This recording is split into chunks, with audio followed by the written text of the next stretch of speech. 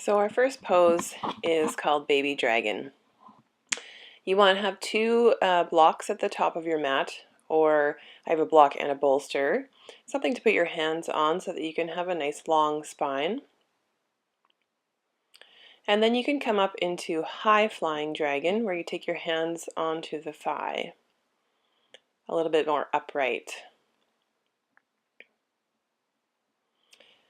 And then from there, you can come down into Low Flying Dragon, placing your forearms and elbows onto a bolster if you need to, if the floor is just a little too far away for you.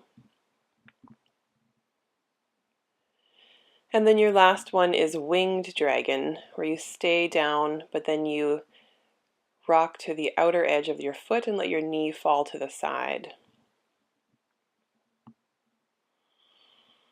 An excellent counter pose for dragons is a downward dog. You can pedal out the feet and shake the hips side to side.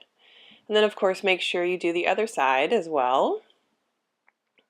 And then your second pose is called Swan. Bringing the knee up, shin on the floor, heel close to the hip, extending the back leg out. You can stay up tall, or you can fold down. You can also place a blanket or a pillow under your hip to make sure they're level, and then fold forward onto a pillow or a bolster or some blocks. So find a comfortable position for you. As you can see, I'm just showing you a few options that you might want to play around with.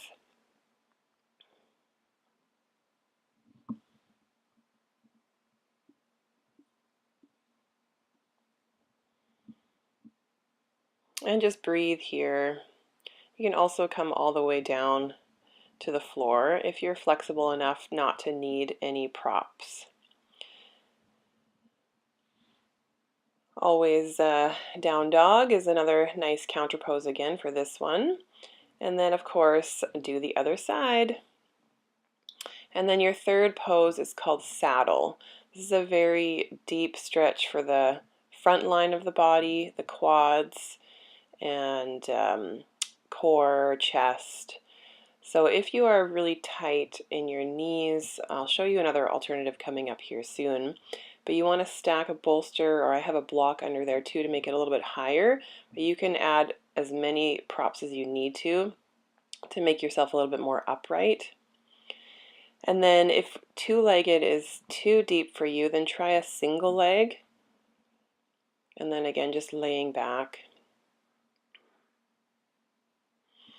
I have my, you can't see it, but the top of my foot is on the floor, but you could always take your foot out to the side, whatever feels comfortable on the ankle as well. You could have a blanket under there supporting your foot, and then get the other side. I always like to come down into Child's Pose after I do Saddle. It's a nice little counter pose to stretch out in the opposite way. And then of course it really helps after a good stretch to finish in Shavasana. I love to put a bolster under my knees and then relax down, staying for a couple minutes and just nice relaxation and some deep breathing here.